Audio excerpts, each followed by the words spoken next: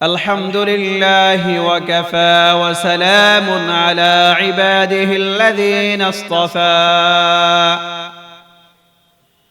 أما بعد فأعوذ بالله من الشيطان الرجيم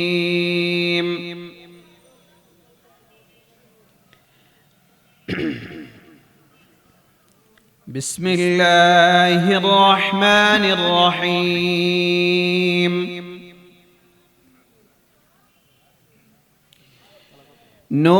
نون والقلم وما يسطرون ما أنت بربك بمجنون وإنك لعلى خلق عظيم فستبصر ويبصرون بأيكم المفتون صدق الله العظيم. وقال رسول الله صلى الله عليه وسلم تركت فيكم أمرين لن تضلوا ما تمسكتم بهما كتاب الله وسنة نبيه صلى الله عليه وسلم وصدق رسوله النبي الكريم ونحن على ذلك من الشاهدين والشاكرين والحمد لله رب العالمين. সকলেই দুরূদ শরীফ পড়ি। اللهم صل على محمد وعلى آل محمد كما صليت على إبراهيم وعلى آل إبراهيم إنك حميد مجيد. اللهم بارك على محمد وعلى آل محمد كما باركت على إبراهيم وعلى آل إبراهيم إنك حميد مجيد.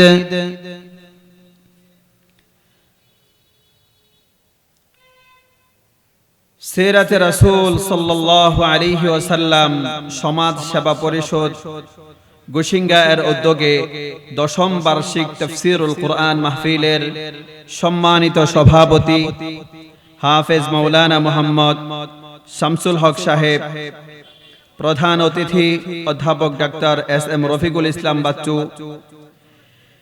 আমার সামনে উপবিষ্ট দিন দরদি ইসলাম প্রিয় তৌহিদি জনতা, পর্দার আড়ালের মা ও বোনেরা, মাইকের আওয়াজ যাচ্ছে এবং শুনতে পাচ্ছেন মুসলিম ভাই ও যুব সমাজ, আল্লাহ রাব্বুল আলামিন আমাদেরকে সিরাতে রাসূল সংশ্লিষ্ট তাফসীরুল কুরআন মাহফিলে আসার বসার সুযোগ দিয়েছেন। এই জন্য মহান রব্বুল আলামিনের দরবারে মন খুলে শুকরিয়া আদায় করে সকলে বলি আলহামদুলিল্লাহ। মুহতারাম হাজিরিন, যে সমাজ সেবা পরিষদ, এটার নাম হচ্ছে সিরাতে রাসূল সাল্লাল্লাহু আলাইহি ওয়াসাল্লাম সমাজ সেবা পরিষদ। এই সংগঠন কর্তৃক আয়োজিত তাফসীরুল কুরআন মাহফিল। তো আজকে আমি যে বিষয় নিয়ে আলোচনা করতে যাচ্ছি তা হচ্ছে সিরাতে রাসূল।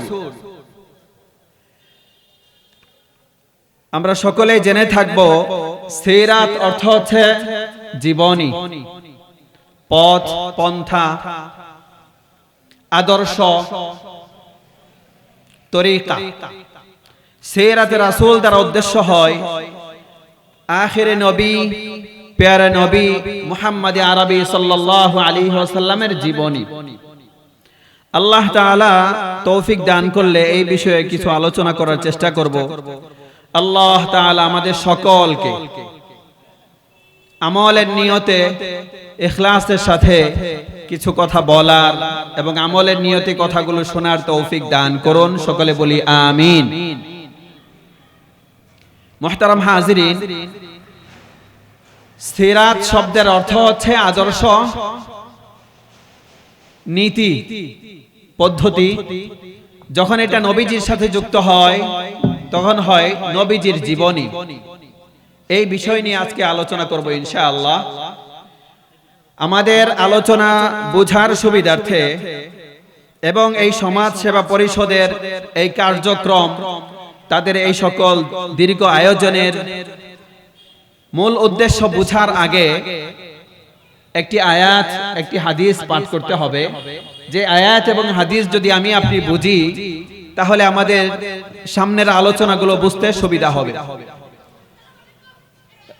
আল্লাহ রাব্বুল আলামিন পবিত্র কোরআনে কারীমে আমাদের প্রিয় নবী মুহাম্মদুর রাসূলুল্লাহ সাল্লাল্লাহু আলাইহি ওয়াসাল্লামের অনুকরণ সম্পর্কে মুসলিম উম্মাহকে লক্ষ্য করে বলেন,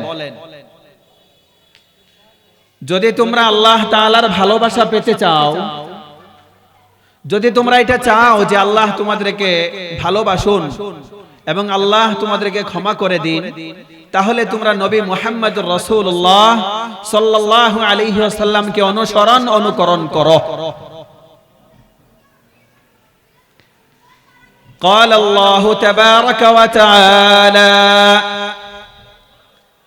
قل إن كنتم تحبون الله فاتبعوني يحببكم الله ويغفر لكم ذنوبكم। আল্লাহ তাআলা বলেন, হে নবী আপনি মানুষকে জানিয়ে দেন, ইন কুনতুম তুহিব্বুনাল্লাহ, যদি তোমরা আল্লাহ তাআলাকে ভালোবাসো, ফাত্তাবিউনি, তাহলে আমার নবী মুহাম্মদকে অনুকরণ করো। যদি নবী মুহাম্মদকে অনুকরণ করো তাহলে তোমাদের কি লাভ হবে, কি মর্যাদা দিবেন আল্লাহ? يغفر لكم ذنوبكم يحببكم الله ويغفر لكم ذنوبكم। আল্লাহ তাআলা তোমাদেরকে ভালোবাসবেন এবং তোমাদের গুনাহ খাতা maaf করে দিবেন। সুবহানাল্লাহ। মুহতারাম হাজিরিন, এই আয়াতে আল্লাহ তাআলা দুইটা ঘোষণা করেছেন। আমি আপনি দুনিয়ার সকল মানুষ যদি নবীজিকে অনুকরণ করে আল্লাহ তাআলা ওই ব্যক্তিকে ভালোবাসবেন এবং ওই ব্যক্তির সকল গুনাহ খাতা maaf করে দিবেন। সুবহানাল্লাহ। নবীজি হাদিসের মধ্যে বলেন, কেউ যদি আমার সুন্নত মেনে চলে, আমি নবীজিকে ভালোবাসে, তাহলে সে আমার সাথে জান্নাতে থাকবে। সুবহানাল্লাহ। قال رسول الله صلى الله عليه وسلم من أحب سنتي فقد أحبني ومن أحبني كان معي في الجنة। নবীজি বলেন, যারা আমার সুন্নতকে মানবে, অনুকরণ করবে, সে তারা আমাকে ভালোবাসলো। ওমান আহাব্বানি, আর যারা আমাকে ভালোবাসবে, কানা মাই ফিল জান্নাহ, তারা আমার সাথে জান্নাতে অবস্থান করবে। সুবহানাল্লাহ। মুহতারাম হাজিরিন, আমার কথা বুঝতেছেন? তাহলে বলেন, প্রথম আয়াতের মধ্যে আল্লাহ তাআলা কি বলেছেন? যদি নবীজির অনুকরণ করি, আল্লাহ আমাকে পছন্দ করবেন, ভালোবাসবেন আর আমার গুনাহ খাতা maaf করে দিবেন। বুঝছেন এতটুকু? হাদিসের মধ্যে নবীজি বলেন, যারা আমাকে ভালোবাসবে তারা আমার সাথে জান্নাতে থাকবে। সুবহানাল্লাহ।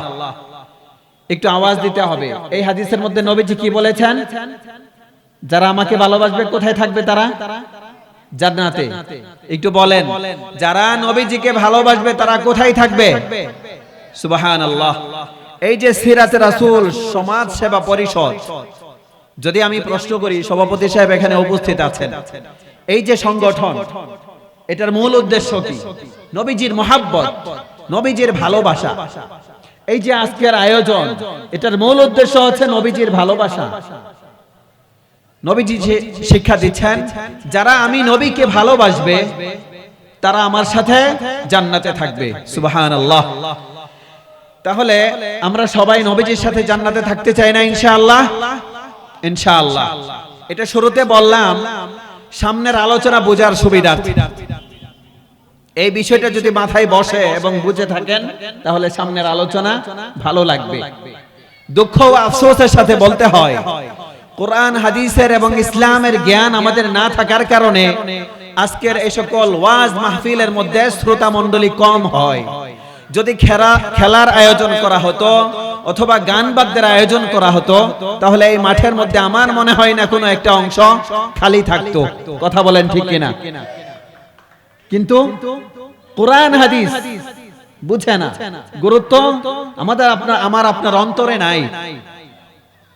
মুহতারাম হাজিরিন, আমি এখন নবীজির জীবনী আলোচনা করতে যাচ্ছি। অত্যন্ত গুরুত্বপূর্ণ একটি জিনিস, নবীজির জীবনী। আল্লাহ তাআলা আসমান জমিন সৃষ্টি করেছেন, তারপরে যেই ব্যক্তি তিনি হচ্ছেন নবী মুহাম্মদুর রাসূলুল্লাহ সাল্লাল্লাহু আলাইহি ওয়াসাল্লাম।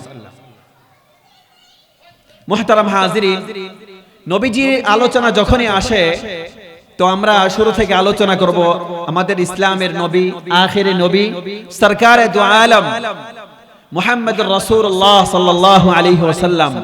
তার নাম কি ছিল, বাবার নাম কি ছিল, বংশ পরিচয় কি ছিল? আমাদের নবীর নাম মুহাম্মদ। নাম কি? মুহাম্মদ সাল্লাল্লাহু আলাইহি ওয়াসাল্লাম। নবীজির বাবার নাম আব্দুল্লাহ। নবীজির বাবার নাম আব্দুল্লাহ। নবীজির মায়ের নাম আমেনা। নাম কি? আমেনা। মুহতারাম হাজিরিন, আলোচনা বোঝার সুবিধার্থে বলি, আমার সাথে সাথে আপনারা কথা বলবেন নবীজির মহাব্বত অন্তরে নিয়ে, অন্য কিছু না।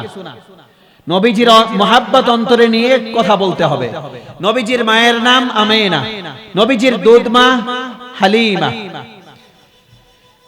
নবীজির দাদা আব্দুল মুত্তালিব। এরপরে আসে নবীজির পারিবারিক জীবন।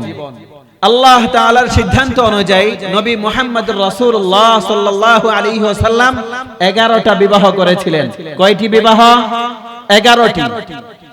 এখানে থেমে আমাকে আপনাকে বুঝতে হবে 1400 বছর থেকে নিয়ে আজ পর্যন্ত ইসলাম এবং মুসলমানদের শত্রু যারা আছে তারা ইসলামের উপর, ইসলামের নবীর উপর বিভিন্ন ধরনের বিশুদ্ধার করে, সমালোচনা করে। তার মধ্যে এটা একটা যে ইসলামের নবী বহু বিবাহ করেছিলেন। এখানে আমাকে আপনাকে আকল দিয়ে বুঝতে হবে নবী মুহাম্মদ 11টা বিবাহ করেছিলেন। এটা অবশ্যই অবশ্যই আল্লাহ তাআলার সিদ্ধান্তে 11টি বিবাহ করেছিলেন। কথা বলেন ঠিক কিনা? কুরআনে কারীমে আল্লাহ তাআলা বলেছেন, ওমা ইয়ানতিকু আনিল হাওয়া ইন হুয়া ইল্লা ওয়াহয়ু ইউহা। নবী মুহাম্মদ নিজ ইচ্ছায় কোনো একটা কথা বলেন না, যতটুকু বলেন, যত কাজ করেন কার ইশারায় করেন? আল্লাহ তাআলার ইশারায় করেন। যাক, ওই বিষয়ে আজকে আলোচনা করব না। 11টি বিবাহ করেছিলেন। প্রথম কথা হচ্ছে আল্লাহ তাআলার নির্দেশ ছিল। তারপরে বাস্তবিক অনেকগুলো উপকার লাভ বিষয় সামনে ছিল, এই জন্য নবীজি বিবাহ করেছেন। এই বিষয় নিয়ে আজকে আমার মূল আলোচনা না। নবীজির সন্তানাদি কয়জন ছিল? নবীজির 7 জন সন্তানাদি ছিলেন, তার মধ্যে 3 জন পুত্র সন্তান। কয়জন? 3 জন। নাম কি ছিল? কাসেম, আব্দুল্লাহ, ইব্রাহিম। মুহতারাম হাজিরিন, আজকের আলোচনার প্রত্যেকটা কথা আমার আপনার জীবনের জন্য উপকারী। আমরা অনেক সময় নাম খুঁজি, কি নাম রাখবো আমার সন্তানের, আমার নাতির। নবীজির জীবন থেকে আজকে শিক্ষা করি আমরা। নবীজির সন্তানের নাম ছিল কাসেম, আব্দুল্লাহ, ইব্রাহিম। নবীজির 4 জন কন্যা সন্তান ছিলেন। একজন হযরতে যায়নাব, উম্মে কুলসুম, রুকাইয়া, ফাতিমা। মুহতারাম হাজিরিন, এরপরে আসে নবীজির কর্মজীবন। আমরা জেনে থাকব ইসলামের নবী, আখিরে নবী মুহাম্মদুর রাসূলুল্লাহ সাল্লাল্লাহু আলাইহি ওয়াসাল্লাম শৈশবকালে তিনি তার দুধ ভাইয়ের সাথে মেষ চড়িয়েছেন। কি চড়িয়েছেন? মেষ চড়াইছেন। এটা কার হুকুমে? আল্লাহ তাআলার হুকুমে। ঐতিহাসিকরা লেখেন, ইতিহাসবিদ যারা, তারা লেখেন মেষ চালানো, গরু ছাগল চালানো, এটা একটা ধৈর্যের পরীক্ষা। যারা এই কাজগুলো করে বুঝতে হবে তাদের মধ্যে কি আছে? ধৈর্য আছে। তিনি ভবিষ্যতে নবী হবেন, আল্লাহ তাআলা সেই ছোট কাল থেকেই তাকে ওইভাবে লালন পালন করছেন। মুহতারাম হাজরিন, নবীজি কর্মজীবনে আর কি করেছেন? আস্তে আস্তে বড় হচ্ছেন, দাদার সাথে চাচার সাথে তিনি ব্যবসা বাণিজ্য করেছেন। নবীজি একজন আদর্শ এবং সফল ব্যবসায়ী ছিলেন। কি ছিলেন? ব্যবসায়ী ছিলেন। প্রত্যেকটা কথা থেকে আমি আপনি শিক্ষা নিব, আমি আপনি ব্যবসা করতে পারি, এটা আদর্শ সুন্নাত। নবীজি ব্যবসার পরে পর্যায়ক্রমে 40 বছর বয়স হওয়ার পরে আল্লাহর পক্ষ থেকে উনি নবী হয়েছেন। কি হয়েছেন? নবী হয়েছেন। 40 বছর বয়স। নবী হওয়ার পরে তিনি নবী ছিলেন, পাশাপাশি রাষ্ট্রপ্রধান ছিলেন, রাষ্ট্রনায়ক ছিলেন, শাসক ছিলেন। মুহতারাম হাজরিন, এটা হচ্ছে নবীজির এক ধরনের এক অংশ। এখন প্রশ্ন আসে, নবী মুহাম্মদ রাসূলুল্লাহ সাল্লাল্লাহু আলাইহি ওয়াসাল্লামের মান মর্যাদা কেমন ছিল? নবীজির মান মর্যাদা বোঝার জন্য অনেক কিছু আলোচনা করা লাগবে না।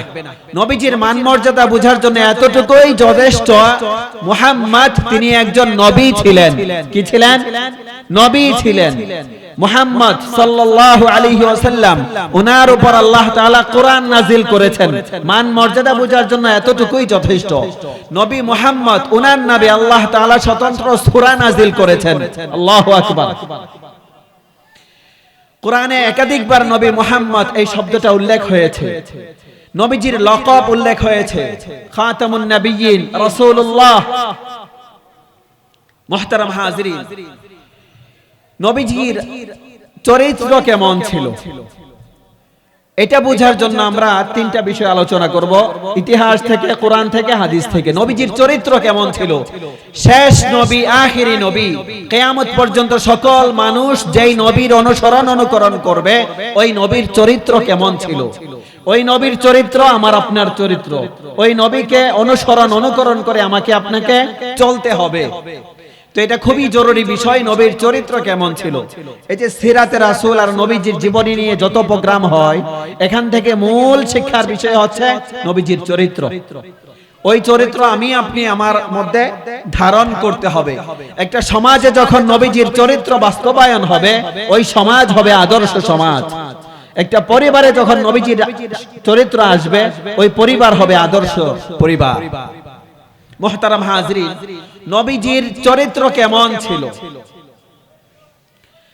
ইতিহাস থেকে জানা যায় 24-25 বছর বয়স যখন নবীজির হয়, তখন আম্মাজান খাদিজাতুল কুবরা রাদিয়াল্লাহু আনহার ব্যবসার সফরে সিরিয়াতে সফর করেন নবী মুহাম্মদ সাল্লাল্লাহু আলাইহি ওয়াসাল্লাম। তাকে পরীক্ষা নিরীক্ষা করার জন্য তার সাথে একজন খাদেম যান সফরে, তার নাম ছিল মাইসারা। তাকে সাথে পাঠানোর মূল উদ্দেশ্য ছিল নবী মুহাম্মদের চরিত্র যাচাই করা, তার সততা পরীক্ষা করা। আসার পরে মাইসারা আম্মাজান খাদিজাকে রিপোর্ট দিচ্ছেন, নবী মুহাম্মদ তখনও নবী হন নাই, মুহাম্মদের মতো আদর্শবান মানুষ, সৎ মানুষ আমার জীবনে আমি দেখি নাই। সুবহানাল্লাহ। পর্যায়ক্রমে যখন খাদিজা কুবরা রাদিয়াল্লাহু আনহার সাথে নবীজির বিবাহ হয়, ওই বিবাহ পড়িয়েছিলেন নবীজির চাচা আবু তালেব। ওই বিবাহ বৈঠকে আবু তালেব অনেক মানুষের সামনে এই সাক্ষ্য দিয়েছিলেন, আমার ভাতিজা মুহাম্মদ ইবনে আব্দুল্লাহ, তার অনেক অর্থ সম্পদ নাই, কিন্তু আমি এই কথা বলতে পারি, এই আরবের মধ্যে নবী মুহাম্মদের চরিত্র সবচেয়ে উত্তম এবং শ্রেষ্ঠ। সুবহানাল্লাহ। তখন আরবের কেউ এটাকে অস্বীকার করতে পারে নাই। নবীজি নবী হওয়ার পরে নবীজির চলা ফেরা, কথাবার্তা, উঠা বসা সকল কিছু দেখার পরে ইসলামী কবি হাসান ইবনে সাবিত রাদিয়াল্লাহু আনহু নবীজির অবস্থা বর্ণনা করেন কবিতার মাধ্যমে। তিনি বলেছিলেন ঐতিহাসিক কবিতা, 1450 বছর পর্যন্ত এই কবিতা ইতিহাসের পাতায় লিখিত আছে। আজও পর্যন্ত কেউ এই কবিতাকে মিথ্যা প্রমাণিত করতে পারে নাই, বরং এই কবিতার প্রত্যেকটা অংশ যথার্থ এবং সঠিক। তিনি বলেছিলেন, ওয়া আহসানু মিনকা লাম তারা কাত্তু আইনি ওয়া আজমালু মিনকা লাম তালিদিন নিসা খুলিকতা মুবাররাআন মিন কুল্লি আইবিন কাআন্নাকা খুলিকতা কামা তাশা। আল্লাহু আকবার। তিনি বলেছিলেন নবী সাল্লাল্লাহু আলাইহি ওয়াসাল্লামের বিবরণ দিতে গিয়ে, ওয়া আহসানু মিনকা লাম তারা কাত্তু আইনি, আমার চোখ আপনার মতো উত্তম আদর্শের ব্যক্তিকে দেখে নাই। সুবহানাল্লাহ। ওয়াজমালু মিন কালাম তালিদিন নিসা, আপনার চেয়ে সুন্দর সুদর্শন সুঠাম দেহের অধিকারী আরবের কোন নারী জন্ম দেয় নাই। খুলিকতা মুবাররাআন মিন কুল্লি আইবিন, হে নবী মুহাম্মদ, আপনি সকল দোষ ত্রুটির ঊর্ধ্বে জন্মগ্রহণ করেছেন। কাআন্নাকা খুলিকতা কামা তাশা, মনে হচ্ছে আপনি আপনার ইচ্ছা অনুযায়ী সুন্দরভাবে সুচারুভাবে জন্মগ্রহণ করেছেন। সুবহানাল্লাহ। এই ছিল ইতিহাস। তার চরিত্র কেমন ছিল এটাকে অস্বীকার করার মতো কেউ নেই। পবিত্র কোরআনে কারিমে আল্লাহ তাআলা নবীজির চরিত্রের পবিত্রতা বর্ণনা করছেন। আল্লাহ তাআলা বলেন, ইন্নাকা লাআলা খুলুকিন আযীম, হে নবী মুহাম্মদ, আপনি উত্তম চরিত্রের উপর আছেন। সুবহানাল্লাহ। তাহলে নবীর চরিত্র কেমন ছিল? উত্তম, সর্বোত্তম চরিত্রের অধিকারী ছিলেন। কেনই বা থাকবেন না? তিনি তো কিয়ামত পর্যন্ত সকল মানুষের আদর্শ হবেন, আইডল হবেন।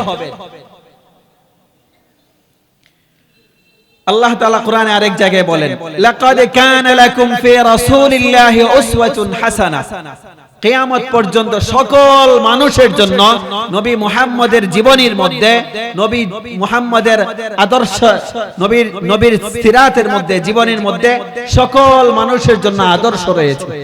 সুবহানাল্লাহ। তাহলে এই নবীর জীবনী বা আদর্শ আমাদের মধ্যে আনার দরকার আছে না নাই? হাদিসের মধ্যে কি এসেছে? আম্মা জান আয়েশা রাদিয়াল্লাহু আনহাকে জিজ্ঞাসা করা হয়, নবীজির চরিত্র কেমন ছিল? কাইফা কানা খুলুক রাসূলিল্লাহি সাল্লাল্লাহু আলাইহি ওয়াসাল্লাম। আম্মা জান আয়েশা অবাক হয়ে বললেন, আলাস্তুম তাকরাউনাল কুরআন, তোমরা কি কোরআন পড়ো না? সাহাবারা বললেন, হ্যাঁ, আমরা কোরআন পড়ি। ফাকালাত কানা খুলুকুহু আল কুরআন, নবী মুহাম্মদের চরিত্র ছিল কোরআন। সুবহানাল্লাহ। অর্থ কি? কোরআনে কারীমের মধ্যে মানুষের যত উত্তম চরিত্রের বিবরণ এসেছে, এই সকল উত্তম চরিত্র নবী মুহাম্মদের মধ্যে ছিল। সুবহানাল্লাহ। এটার আরেকটা ব্যাখ্যা হচ্ছে, কোরআনে কারীমের মধ্যে আল্লাহর পক্ষ থেকে যত আদেশ এসেছে, এই সকল আদেশ নবী মুহাম্মদ পালন করেছেন। যত নিষেধ এসেছে, এই সকল নিষেধ নবী মুহাম্মদ পালন করেছেন, অর্থাৎ বিরত থেকেছেন।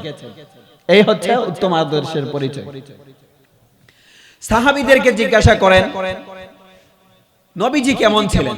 সাহাবারা উত্তর দিয়েছেন, কানা নবী সাল্লাল্লাহু আলাইহি ওয়াসাল্লাম আহসানুন নাসি খুলুকা, নবী মুহাম্মদের চরিত্র ছিল উত্তম, সর্বোত্তম চরিত্রের অধিকারী ছিলেন তিনি।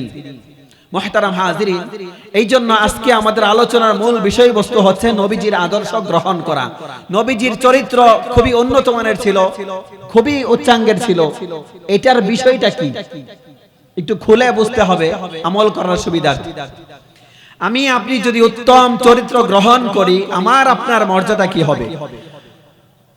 আল্লাহ তাআলা কাল কিয়ামতের ময়দানে আমার আপনার হিসাব নেবেন। তো আমার আপনার চরিত্র যদি দুনিয়াতে ভালো থাকে, তাহলে কিয়ামতের ময়দানে মর্যাদা কেমন থাকবে? নবীজি বলেন, মা মিন শাইইন আথকালু ইয়াউমাল কিয়ামাহ মিন খুলুকিন হাসান। কাল কিয়ামতের ময়দানে মানুষের আমল যখন মাপা হবে, তখন উত্তম চরিত্রের চেয়ে বেশি ওজনদার কোনো আমল থাকবে না। সুবহানাল্লাহ। তাহলে নবীজির জীবনী থেকে আমাদের এটা গ্রহণ করতে হবে যে আমার আপনার চরিত্র উত্তম হওয়া লাগবে। কেমন হওয়া লাগবে? আমার আপনার চরিত্র কেমন হওয়া লাগবে? উত্তম। কেন? কিয়ামতের ময়দানে আমলের পাল্লা এটা অনেক ওজনদার হবে। আমরা মৌখিকভাবে অনেক বলি নবীজিকে ভালোবাসি, কিন্তু নবীজির আখলাক চরিত্র আমার মধ্যে থাকে না। মুহতারাম হাজিরিন, নবীজিকে জিজ্ঞাসা করা হয় যে কোন আমল অধিক পরিমাণে মানুষকে জান্নাতে নিবে, নবীজিকে জিজ্ঞাসা করা হলো। নবীজি উত্তর দিয়েছেন উত্তম চরিত্র। সুবহানাল্লাহ। سئل النبي صلى الله عليه وسلم عن أكثر ما يدخل الناس الجنة। নবীজিকে জিজ্ঞাসা করা হয়, হে আল্লাহর রাসূল, কোন আমলটা মানুষকে অধিক পরিমাণে জান্নাতে নিবে? নবীজি উত্তর দিয়েছেন তাকওয়াল্লাহ ওয়া হুসনুল খুলুক। এক নাম্বার হচ্ছে আল্লাহর ভয় ভীতি যার মধ্যে থাকবে, এই আল্লাহর ভয় অধিক মানুষকে জান্নাতে নিবে। সুবহানাল্লাহ। দুই নাম্বার হুসনুল খুলুক, উত্তম চরিত্র অধিক পরিমাণে মানুষকে জান্নাতে নিবে। সুবহানাল্লাহ। এই হাদিসের মধ্যে কি বলা হয়েছে? আল্লাহর ভয় মানুষকে জান্নাতে নিবে। আরেকটা কি? উত্তম চরিত্র। বলি সবাই উত্তম চরিত্র। তো আমার আপনার মধ্যে থাকার দরকার আছে না নাই? আছে। নবীজি হাদিসের মধ্যে বলেন উত্তম চরিত্রের মাধ্যমে মানুষ কি অর্জন করতে পারে? নফল রোজা পালনকারী এবং নফল নামাজ আদায়কারী যেই পরিমাণ সওয়াব অর্জন করে, উত্তম চরিত্রের মাধ্যমে মানুষ সেই মর্যাদা অর্জন করে। সুবহানাল্লাহ। قال رسول الله صلى الله عليه وسلم إن المؤمن لا يدرك الدرجة بحسن خلقه درجة الصائم القائم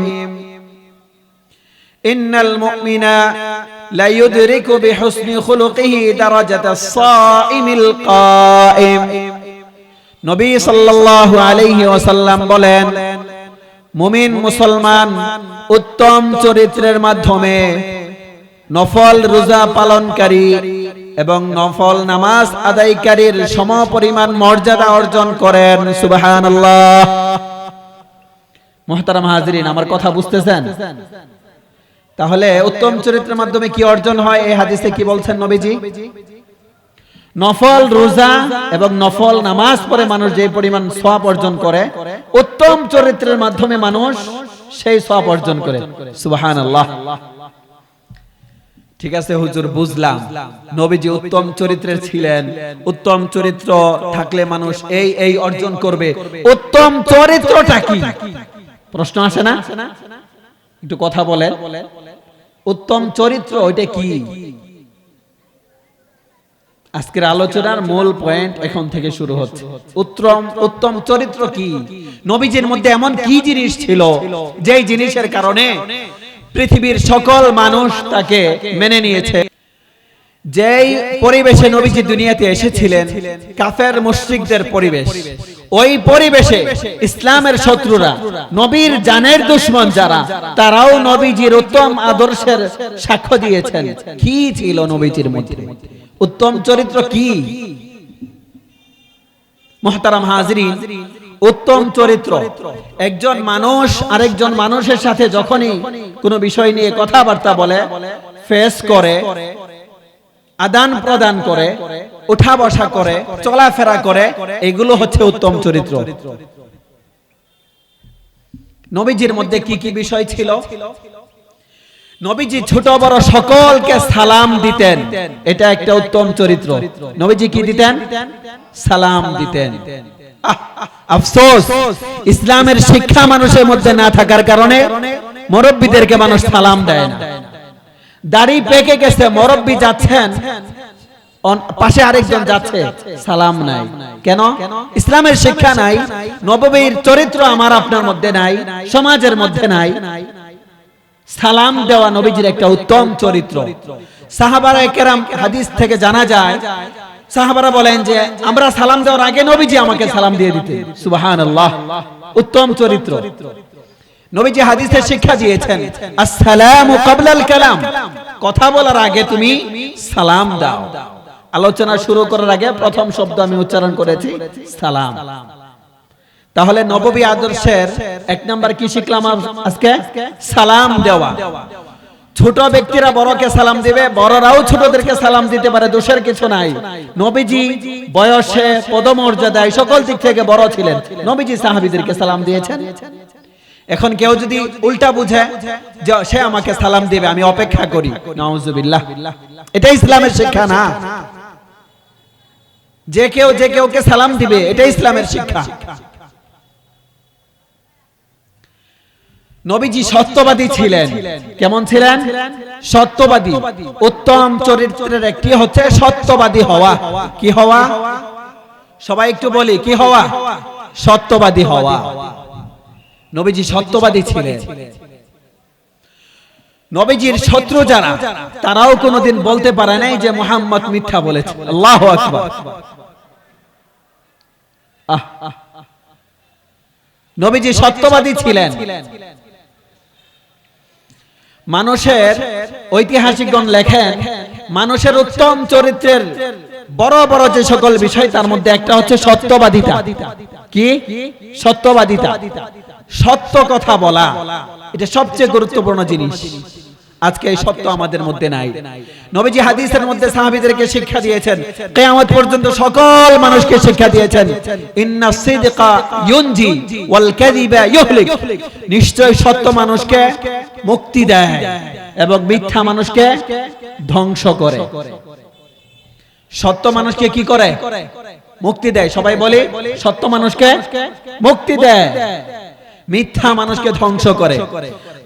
বাস্তব জীবনে আপনারা দেখবেন, কেউ একটা মিথ্যা বলেছে, এই মিথ্যাকে ঢাকার জন্য আরো 100টা মিথ্যা বলতে হয়, ঠিক কিনা? একটা মিথ্যা বলেছে, এখন তাকে ধরা হয়েছে একটা মিথ্যার জন্য, এখন এই মিথ্যাকে ঢাকার জন্য সে আরো 100টা মিথ্যা বলতেছে। এটা হচ্ছে বাস্তবতা। এই জন্য নবীজি কিয়ামত পর্যন্ত সকলের জন্য বলেছেন যে সত্য তোমাকে মুক্তি দিবে। সত্য কি দিবে? মুক্তি দিবে। মুহতারাম হাজিরিন, নবীজির উত্তম চরিত্র, নবীজির মধ্যে আর কি ছিল? নবীজি ছোটদেরকে স্নেহ করতেন, ভালোবাসতেন, বড়দেরকে সম্মান শ্রদ্ধা করতেন। তিনি নবী, তারপরেও বড়দেরকে সম্মান করতেন, ছোটদেরকে স্নেহ করতেন, ভালোবাসতেন। আজকে আমরা শুধু বলি নবীজিকে ভালোবাসি, নবীজির চরিত্র আমার মধ্যে নাই। এবং নবীজি কিয়ামত পর্যন্ত সকলের জন্য এটা শিক্ষা রেখেছেন, বড়কে সম্মান করবে, ছোটকে স্নেহ করবে। নবীজি হাদিসের মধ্যে বলেন, মান লাম ইয়ারহাম সাগীরানা ওয়া লাম ইউকির কাবীরানা ফালাইসা মিন্না। যে ছোটদেরকে ভালোবাসে না, স্নেহ করে না, বড়কে সম্মান করে না, সে আমার দলভুক্ত না। ধমক দিয়েছেন নবীজি। নবীজি কেমন ছিলেন? নবীজির উত্তম চরিত্র কি ছিল? নবীজি ধর্ম বর্ণ, ধনী গরিব সকলকে সম্মান করতেন এবং উম্মতকে শিক্ষা দিয়েছেন কিয়ামত পর্যন্ত প্রত্যেক ব্যক্তিকে তার অবস্থা অনুযায়ী মর্যাদা দিবা। এটা বড় একটা মূলনীতি। প্রত্যেক ব্যক্তিকে তার অবস্থা অনুযায়ী মর্যাদা দিবা। সবাই বলেন, প্রত্যেক ব্যক্তিকে তার অবস্থা অনুযায়ী সম্মান দিবা। এটা নবীজির শিক্ষা। নবীজি হাদিসের মধ্যে বলেছেন, তিরমিজি শরীফের হাদিস, আনজিলিন নাস মানাজিলাহুম। প্রত্যেক ব্যক্তিকে তার প্রাপ্য মর্যাদা দাও, নবীজির নির্দেশ। চেয়ারম্যান সাহেব, মেম্বার সাহেব, তাকে তার মর্যাদা দিতে হবে। এমপি, মন্ত্রী, তাকে তার মর্যাদা দিতে হবে। শিক্ষক, তাকে তার মর্যাদা দিতে হবে। মা বাবা, তাকে তার মর্যাদা দিতে হবে। মুরব্বি, তাকে তার মর্যাদা দিতে হবে। সমাজ সেবক, তাকে তার মর্যাদা দিতে হবে। মসজিদের ইমাম, তাকে তার মর্যাদা দিতে হবে। মসজিদের খতিব, তাকে তার মর্যাদা দিতে হবে। মুয়াজ্জিন, তাকে তার মর্যাদা দিতে হবে। খাদেম, তাকে তার মর্যাদা দিতে হবে। নবীজি বিশাল বড় মূলনীতি বলে দিয়েছেন, প্রত্যেককে তার মর্যাদা দাও। আনজিলিন নাস মানাজিলাহুম, প্রত্যেক ব্যক্তিকে তার মর্যাদা দাও। এটা নবীজির উত্তম চরিত্র, নবীজির শিক্ষা। কিয়ামত পর্যন্ত যত মানুষ আসবে সকলের জন্য শিক্ষা।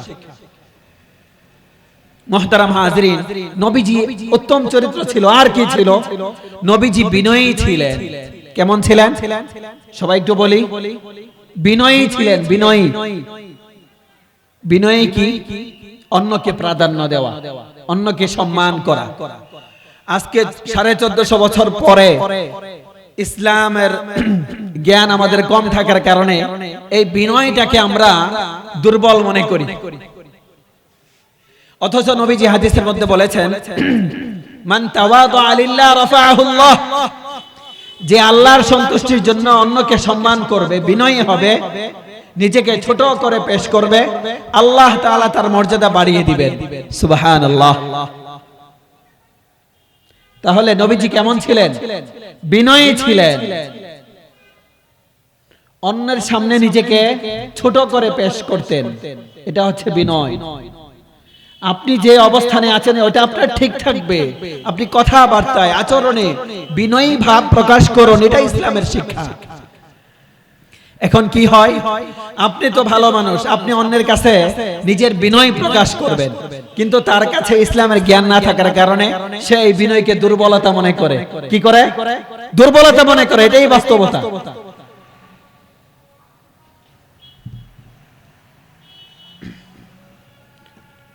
অন্যকে, অন্যের প্রতি সম্মান প্রদর্শন করবেন, এটার জন্য মানুষ দুর্বলতা মনে করে।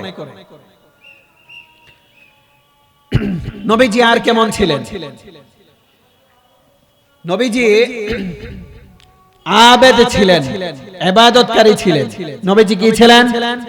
ইবাদতকারী ছিলেন এবং শুকরগুজার বান্দা ছিলেন।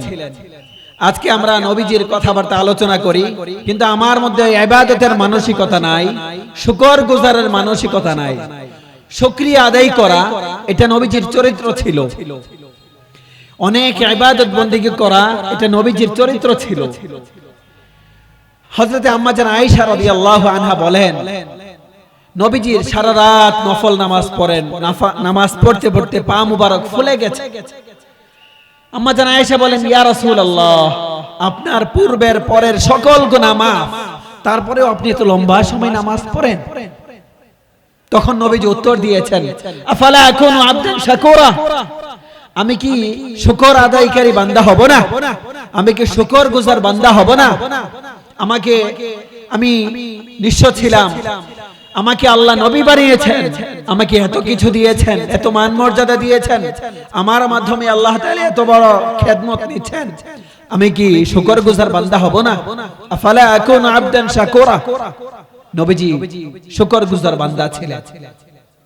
মুহতারাম হাজিরিন, এজন্য আমাদের মধ্যে এই বিষয়গুলো আনতে হবে। নবীজি আর কেমন ছিলেন? সকল উত্তম গুণের অধিকারী নবীজি ছিলেন। ঐতিহাসিকগণ লেখেন, মানুষ মানুষকে ভালোবাসে যে কয়টা কারণে, সকল গুণাবলী নবীজির মধ্যে ছিল।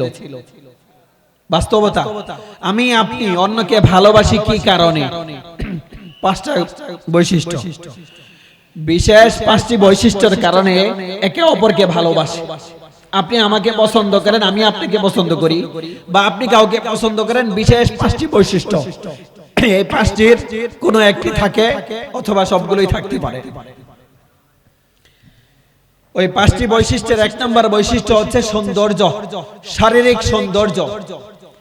জামাল, কামাল, নওয়াল, কারাবাত, ইহসান, এই 5টি বৈশিষ্ট্যের কারণে মানুষ মানুষকে পছন্দ করে।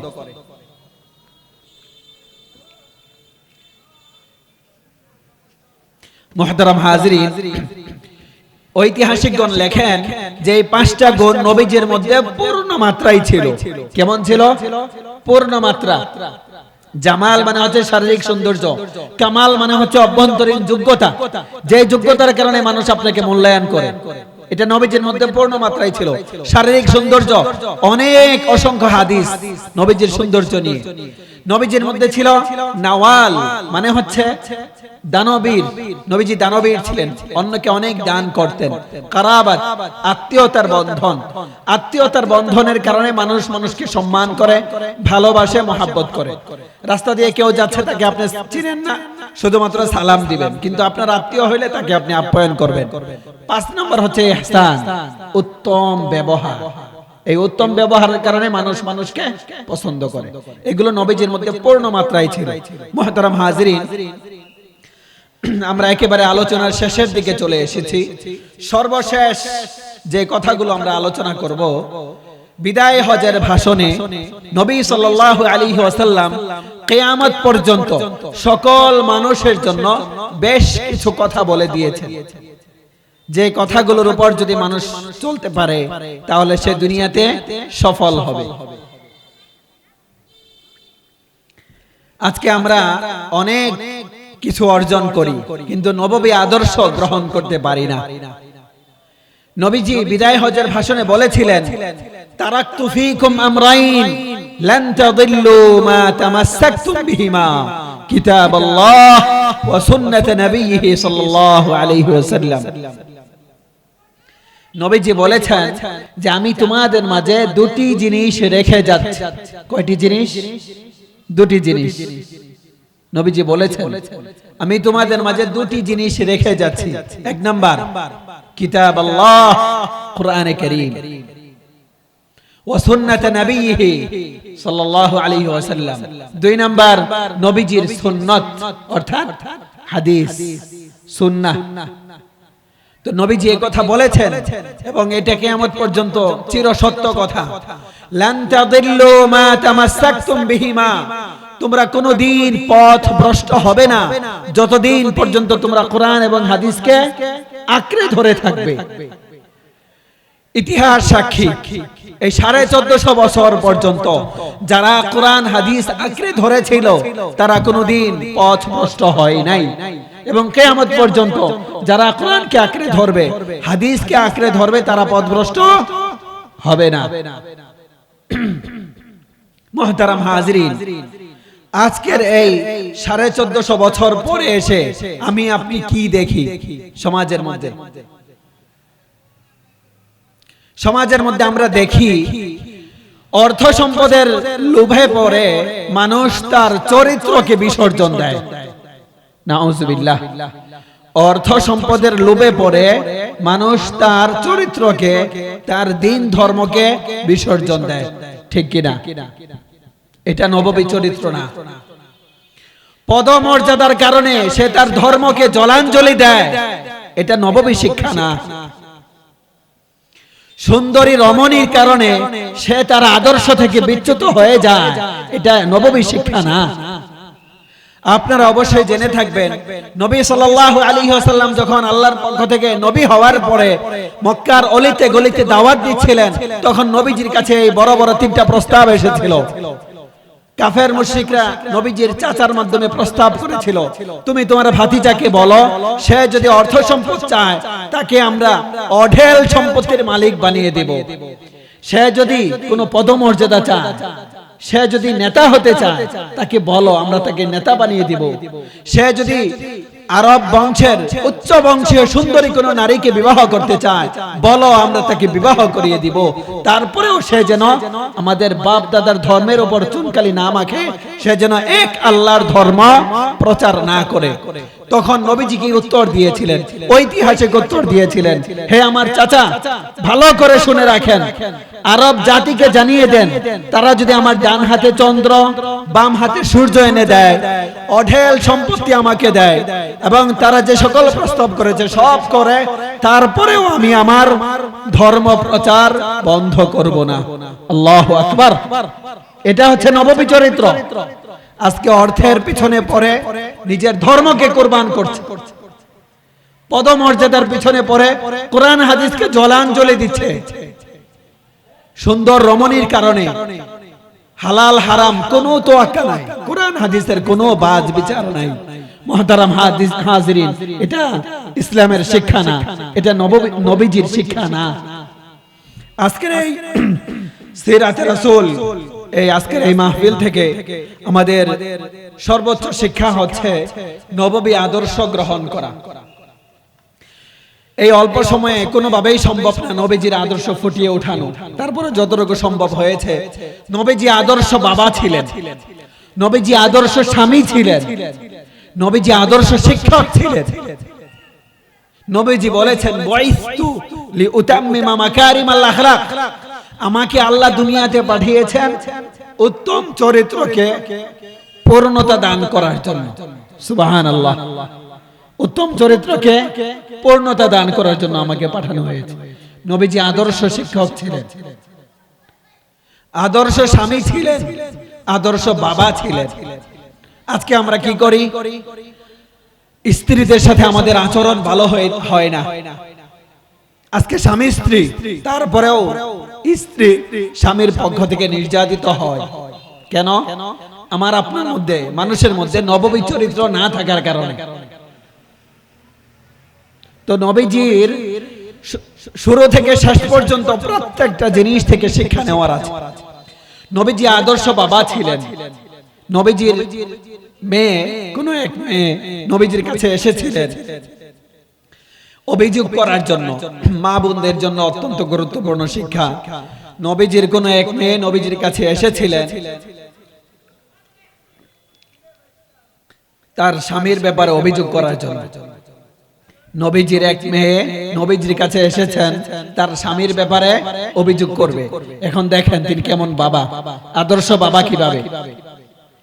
যখন অভিযোগ করতে আসছে, কিসের জন্য এসেছো আমি এই বিষয়টা বলতে চাই, তখন নবীজি বলেছেন, দেখো চুপ করো, শিরোনাম বলেছো এখানেই চুপ করো। আমি এটা পছন্দ করি না কোন স্ত্রী তার স্বামীর ব্যাপারে কারো কাছে অভিযোগ করবে। আমি নবী এটা পছন্দ করি না। সুবহানাল্লাহ। এটা কিয়ামত পর্যন্ত সকল নারীদের জন্য, সকল মেয়েদের জন্য আদর্শ। কোন মেয়ে তার স্বামীর ব্যাপারে অভিযোগ করবে না।